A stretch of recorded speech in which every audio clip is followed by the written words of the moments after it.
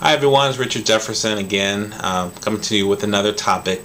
This week I've been getting a lot of management agreements across my desk, and I represent both managers and talents, so I kind of know both sides of it, of what to look for and what not to. So I thought I'd give you a few pointers, kind of staying neutral because I don't know which one this will apply to, if you're a manager or if you're a talent. But I'll tell you how to make a fair deal, or things to think about to make the deal fair and talk about. First thing, you guys have to agree upon scope of service. Most managers, and even the ones that I give to other people, they try to make the scope large. For instance, if you're managing someone, you want to capture all of their entertainment activities, be that music, film, television.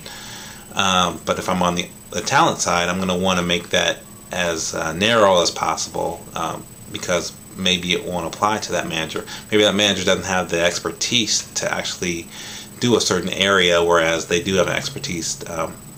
For instance, music. A music manager may have the connections in the music industry, but can they really help you in getting into TV roles or film roles? That's something you have to discuss, and somehow you have to make that scope of service provision equal to what the expertise is of the management. So that's the first provision that you should really look at. The second one is the term. How long are you going to be tied to this person? Sometimes you may want to have a trial period. I always encourage that when I'm working with talent. Try it out. It's just like a marriage. I mean, when you're with a manager, you're very close day in and day out, so you kind of learn whether you liked working with this person or not. So why not try them out for 6 months and see what they can do for you? There's no reason to sign a 5-year management agreement if you don't even know this person. So and of course the compromise is somewhere in the middle, so talk that over. But that's another issue that needs to be addressed. Another one that's very important, of course, is what's commissionable activities, and that kind of goes with the scope.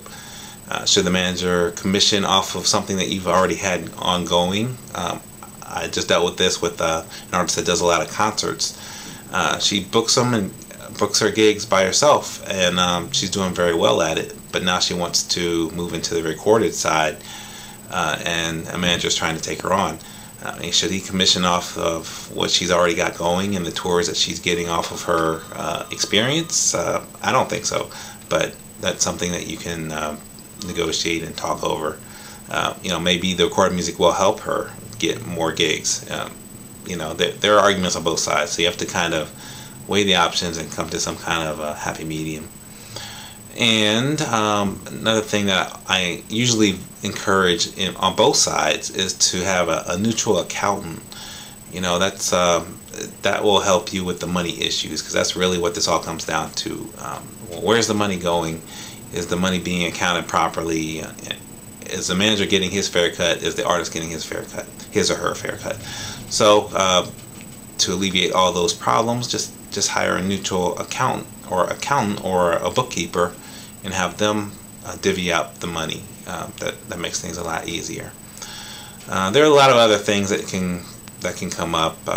For instance, after the term is over with this management agreement, what's the commission? Is it going to stay the same? Probably shouldn't, because if you're terminating one manager, you're going to have to hire another one. Do you want to commission both of them? I mean, you want to pay 20% to one, 20% to the other, and then you barely have any income coming in. Those are other things that you want to talk about.